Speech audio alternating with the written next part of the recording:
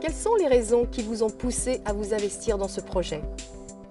Il y a plusieurs raisons qui nous ont poussé à devenir un partenaire des Electric Games.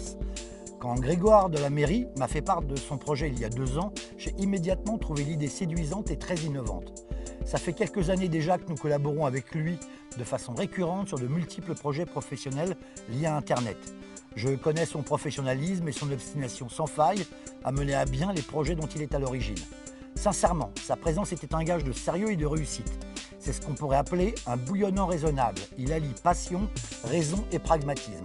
C'était donc notre rôle d'épauler une vraie énergie et de soutenir un projet novateur et ludique.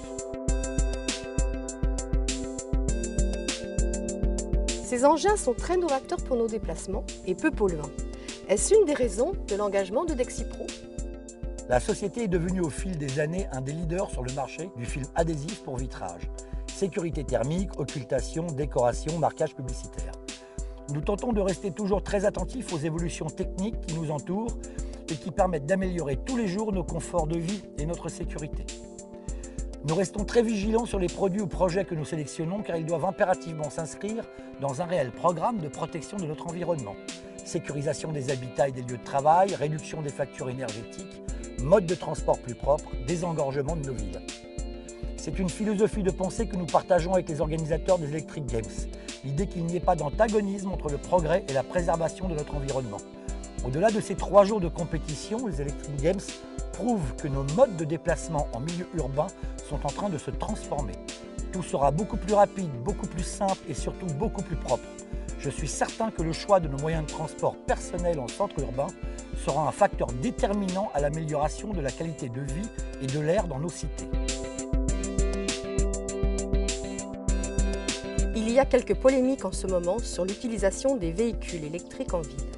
Problème de réglementation sur l'utilisation de la trottinette électrique sur les trottoirs par exemple.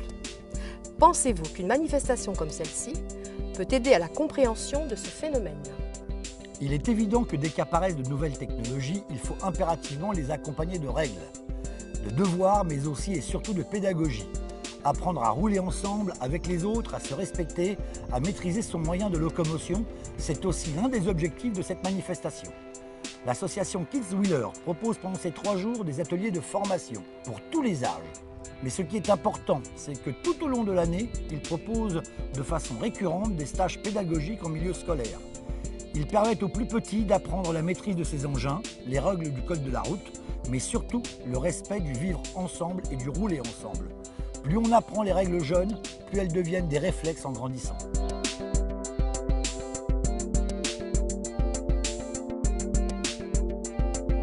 Cet événement se déroule dans une zone rurale à Montségur, en pleine campagne. Ce choix était-il délibéré? Ce choix est tout à fait délibéré.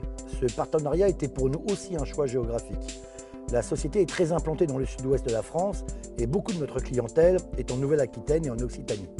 Industriels, sites Céveso, écoles, hôtels et aussi un grand nombre de particuliers. Nous avons ouvert il y a presque 2 ans une agence commerciale dans le Lot-et-Garonne à Agen. Ça nous permet d'avoir des équipes encore plus près des besoins de notre clientèle. Alors, les Electric Games à Montségur, c'était pour nous une opportunité formidable pour aider à la naissance d'un événement régional. Et puis regardez ici, comme tout un village s'est mis à l'heure de l'électrique, de 7 à 77 ans. Pour certains, ils n'avaient jamais vu ces engins. Pour d'autres, c'était l'occasion d'apprendre et de comprendre. Et pour les plus expérimentés d'entre eux, c'était l'occasion de se frotter aux autres et au chronomètre. Ce qui est certain, c'est qu'il se dégage une formidable énergie quand tout un village décide de se mobiliser pour faire vivre un tel événement. Et ça, c'est souvent plus compliqué de retrouver cette envie et cette solidarité dans une grande ville.